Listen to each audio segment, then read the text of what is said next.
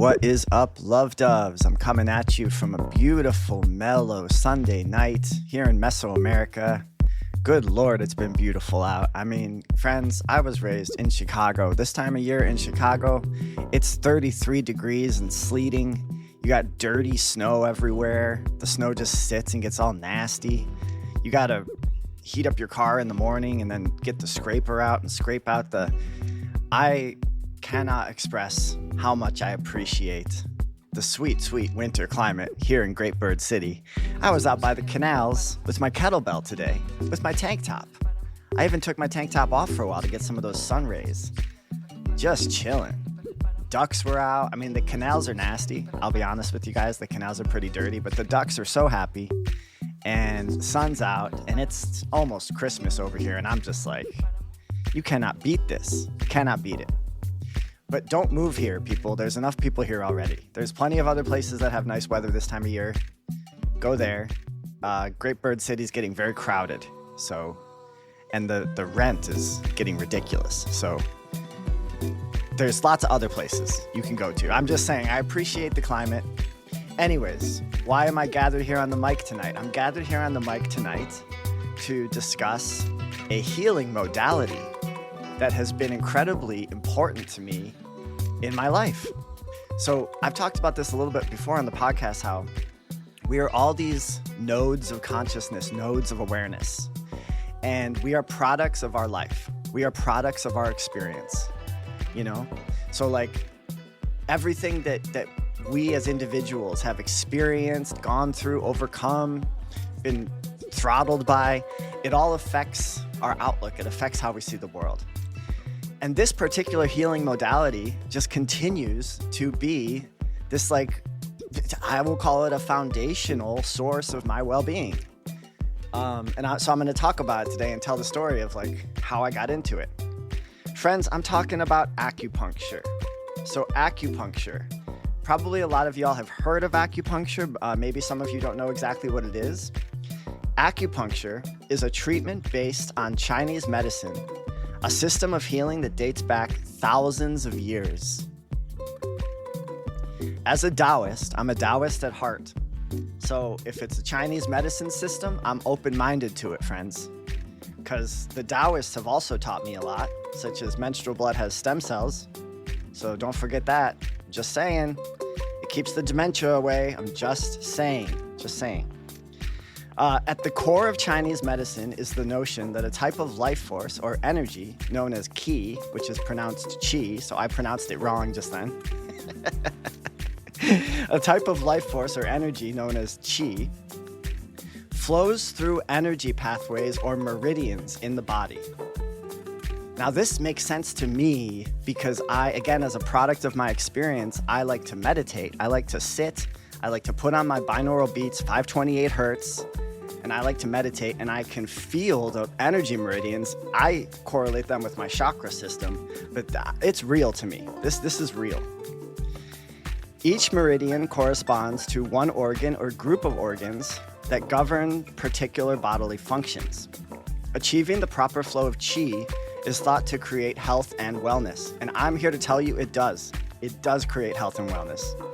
Qi maintains the dynamic balance of yin and yang, which are complementary opposites.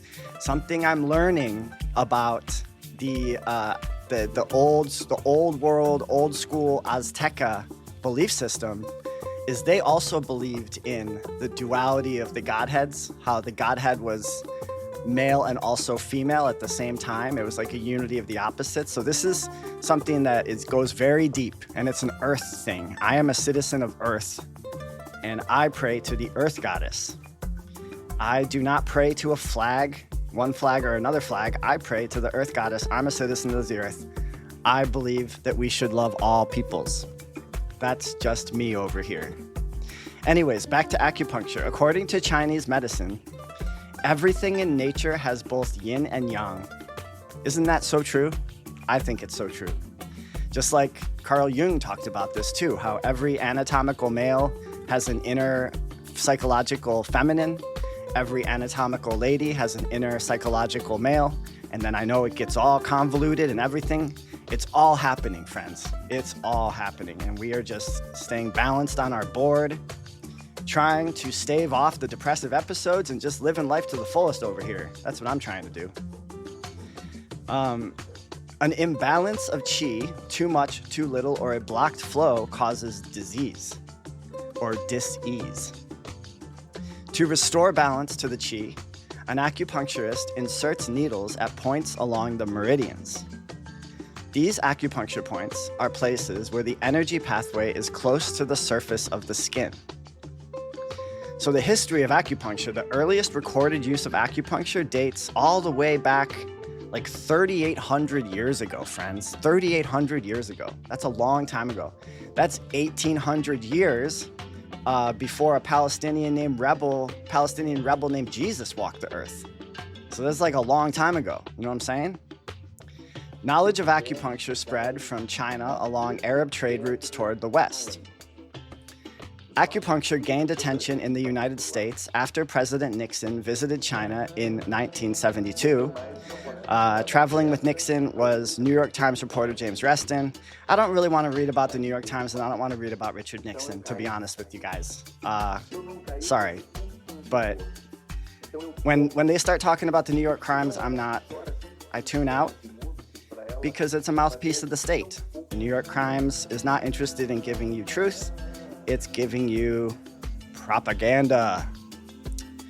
All right, so the effects of acupuncture are complex. How it works is not entirely clear. And I know some love doves, they're gonna hear that and they're gonna be like, pseudoscience!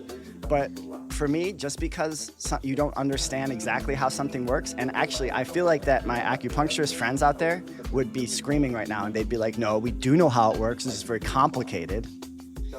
But research suggests that the needling process and other techniques used in acupuncture may produce a variety of effects in the body and the brain. One theory is that stimulated nerve fibers transmit signals to the spinal cord and brain, activating the body's central nervous system. The spinal cord and brain then release hormones responsible for making us feel less pain while improving overall health. It's all about the hormones, isn't it? It's all about the hormones at the end of the day.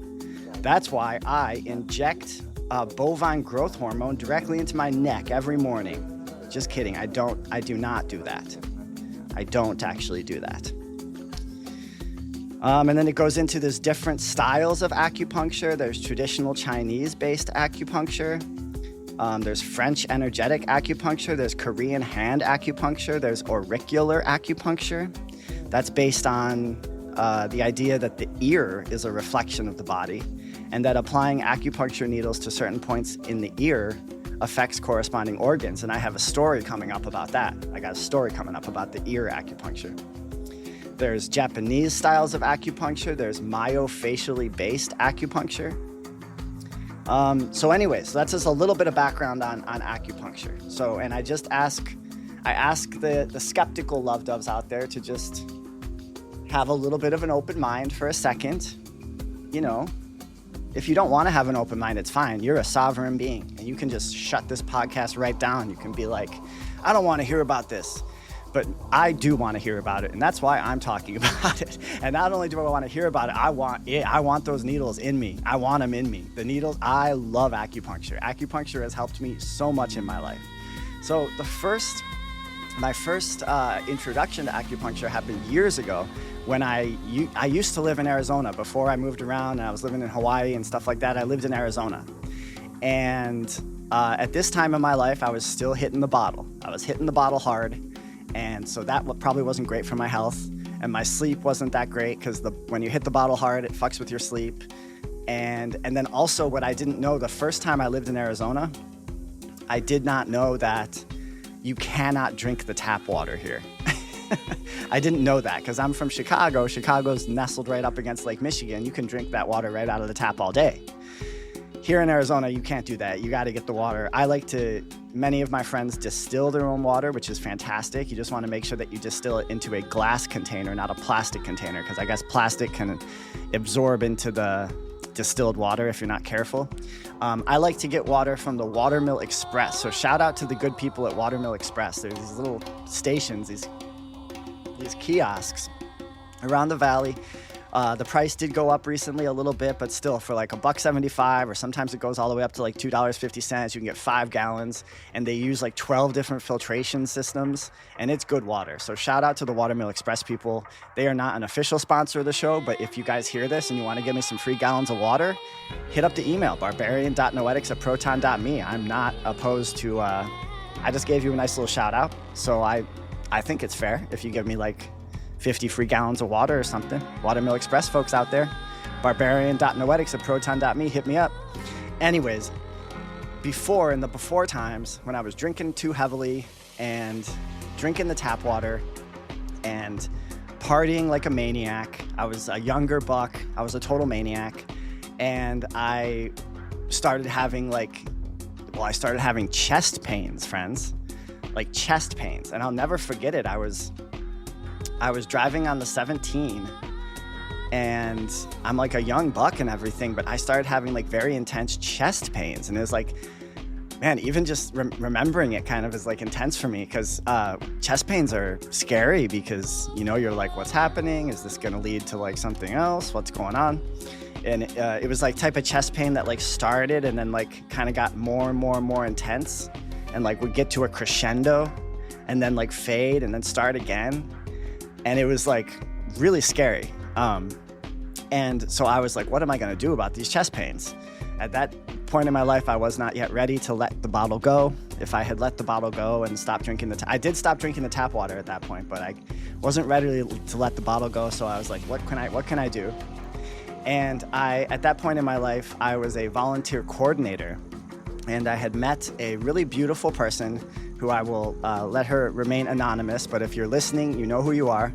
I met a very, very beautiful, powerful person, and she was going to school for acupuncture at the time. She was studying acupuncture at the time. So that's how she had been talking about it. Like, that was my first introduction to acupuncture, just meeting one of my volunteers and her telling me about studying acupuncture and talking about all the health benefits and how it's like this ancient system of healing and it works with the chi. And I've always been a Taoist at heart, so you start talking to me about chi and I'm like, okay, I'm open-minded. So I decided, well, what the hell do I have to lose at this point? I'm on the 17, I'm having chest pains.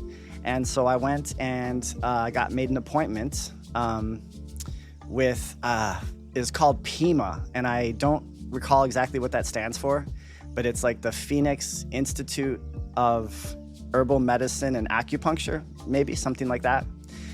Fantastic institute. And you could get an appointment with one of the students for like a little bit of a discounted rate for your acupuncture. So I went ahead and I made my appointment, and I was just very impressed immediately with the professionalism of the clinic, and also just like, you could tell they really care. I'm a big bedside manner guy. I really think that bedside manner is important, and you could tell that they just like cared about me. I felt cared for. And I remember the gentleman, he was an older gentleman, and he took my pulse, because in acupuncture, the pulse, you can tell a lot from the pulse. And he took my pulse, and he's like, strong heart. And just that alone, that little bit of like reassurance made me feel so much better, you know? I was like, okay, this is good. I'm not like on the verge of expiration over here. I just have been hitting the bottle and partying too hard, but I have a strong heart.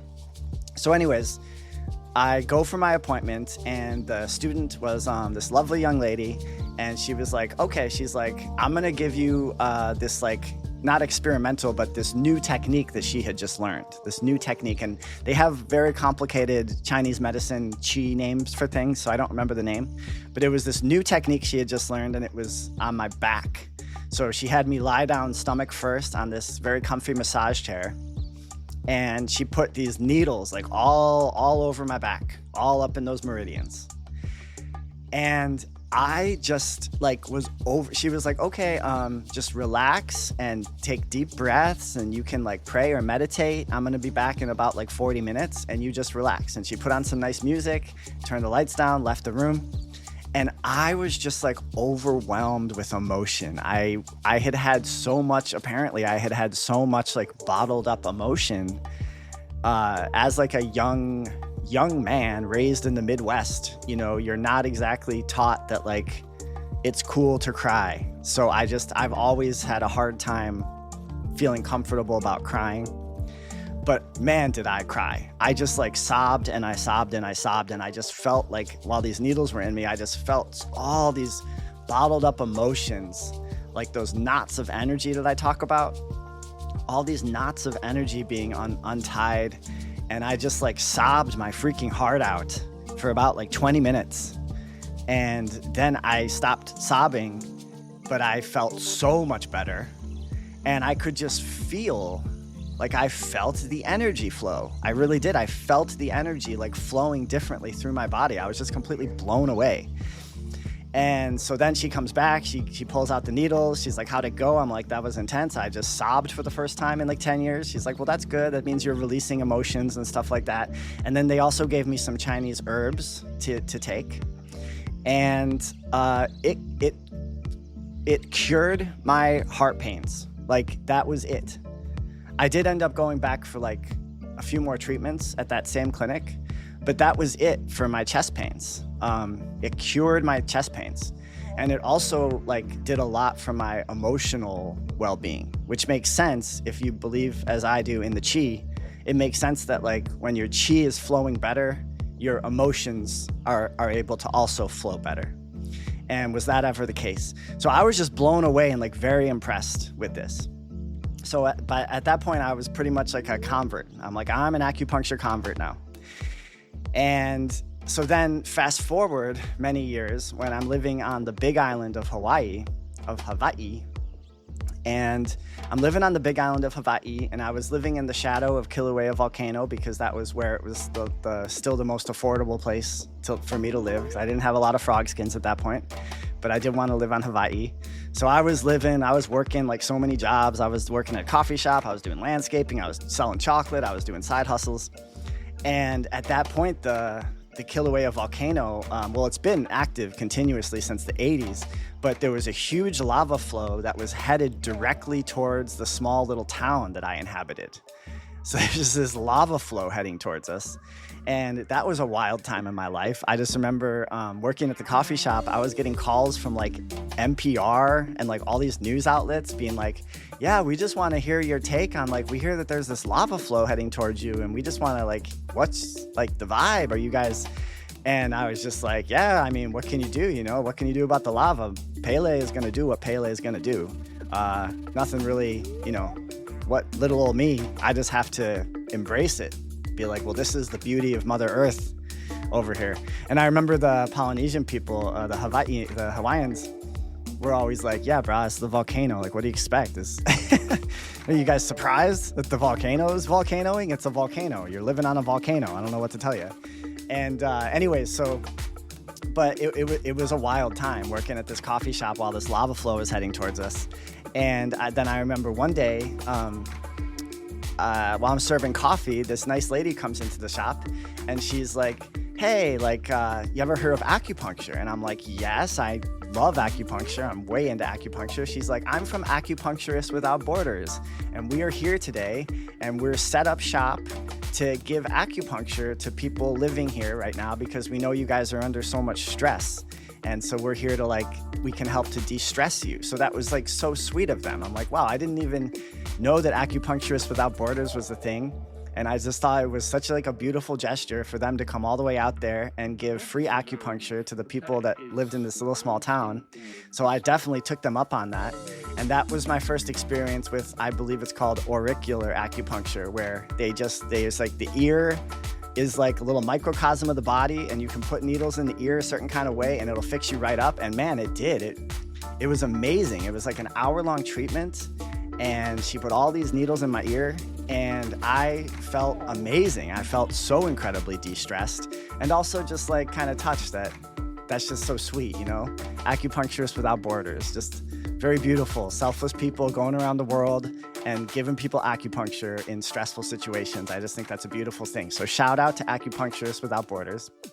So then that was my second, like kind of, again, acupuncture comes into my life. Then fast forward now a couple years later, and I'm back in Arizona. And my father, God rest his soul, he had bad knees. He had bad knees His knees were rough, and he started doing acupuncture for his knees. And he was going to like a very like traditional Chinese medicine acupuncture spot, and he would get acupuncture on his knees, and he absolutely loved it. He was just had nothing but positive, good things to say about the acupuncture. He said it would help relieve pain. It was stress releasing. It was just this really positive thing in his life. So then I didn't like think about acupuncture for a while after that, to be honest. There's no real reason for that. It's just sometimes life is just crazy and wild, and I'm a creature of habit. You get into new habits and you start doing new things, and I just forgot about acupuncture. Fast forward to like a few months ago now, and I'm here in Arizona again. I'm still not drinking. I'm drinking the good water, but life is stressful. Life throws a lot of stresses your way. You never know what curveballs are coming. Life is, you know how it is. I don't have to tell you guys about this. Life is stressful. And I started having chest pains again. It just like out of nowhere. It was just like one morning I woke up and I had that same chest pains that I did. The ones that like they start off slow and then they kind of like gain to a crescendo. And I'm like, fuck, like what is going on? Why am I having these chest pains? And so immediately I thought, well, acupuncture. I immediately thought acupuncture. And I missed one of my episodes. When I first moved back to Arizona from the Big Island, I did do acupuncture a lot. And I want to give a shout out to this one place that I go to, which I love. It's called Phoenix Community Acupuncture. Phoenix Community Acupuncture. And it's just amazing staff. There's this incredibly brilliant woman who runs it, and she knows her stuff, and she's incredible. So there's different types of acupuncture. Community acupuncture is there's a bunch of chairs in the space, and so you kind of like share space with other people. So it's a very like communal thing, and then the practitioner goes around to each person and she puts the needles in, and you just chill. And I kind of like it. I like that it's communal. It's kind of nice. And so major shout out to Phoenix Community Acupuncture. That's my go-to place personally. I know there's also a Tempe Community Acupuncture, and I know there's tons of acupuncture spots, but that's just my spot. Phoenix Community Acupuncture, shout out. So when I first moved back to Arizona, I went to Phoenix Community and I did do a bunch of acupuncture for a while, but then I forgot about it for whatever reason. And then fast forward to a few months ago when I started having the chest pains again. And my immediate thought is just like everything in my body was like, you got to go back to acupuncture. You've been slacking on acupuncture for way too long. So I went back. It had been like a couple years, maybe more, like 3-4 years. And I went back to Phoenix Community Acupuncture. I get my acupuncture treatment. And that first treatment that I got after taking all those years off, after when I was having the chest pains, that was an intense treatment. I'm not going to lie. Acupuncture can be a little bit intense, I think, especially if you're not used to it, because it's like the feeling of the needles. It doesn't hurt at all. It's not that, but it's just you can feel the energy flow. It's like it's a very visceral experience sometimes, especially if you haven't done it for a long time or you've never done it before. But I love every minute of it. Like even when it's kind of intense, I absolutely love it. And once again, the acupuncture took care of my chest pains. I went that after that first treatment, my chest pains went away. And so now I'm going to acupuncture religiously again. I'm going like once a week, sometimes twice a week. For me, it's like, what better way could I use to spend my money and spend my time than investing in my well-being with this beautiful ancient modality of healing and supporting the beautiful, kind people, talented and skilled and educated people at Phoenix Community Acupuncture. So that's my spiel for tonight about this beautiful modality and how it's affected me and helped me so much in my life. So big shout out to acupuncture. Big shout out to Phoenix Community Acupuncture. And that's it. And that's that for tonight. I'm going to enjoy the rest of my Sunday. I got some pad thai today from the beautiful people over at Thai Isan. I'm going to eat the rest of my pad thai, and I think I'm going to maybe sit and meditate as well. Put on those binaural beats. Maybe I'll go with 432 hertz tonight. Who knows? Maybe get wild and crazy. And I hope you all are doing really well out there in the rabbit holes of space and time. If you've never tried acupuncture before, give it a try. I highly recommend it. 5 stars, 2 thumbs, way up. And I'll be back on the air real soon. I love and appreciate all of y'all. Thank you for sharing headspace with me. Thank you for supporting the podcast through thick, through thin, through ups, through downs. I love and appreciate every single one of you. So be well. And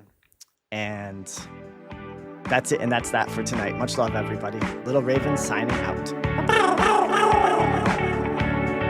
夜朝までずっとそばにいて合図をしたって言わないの全然気づかずもう方法はない私が欲しいとそう言ってよ夜朝までずっとそばにいて合図をしたって言わないの全然気づかずもう方法はない私が欲しいとそう言ってよいつから君が愛をせず打ち明けられない君はどうしたどうすればいいの教えてよ隠しくと見抜けたやめたいけどたまらない変わ続けてもいいお互いに責め合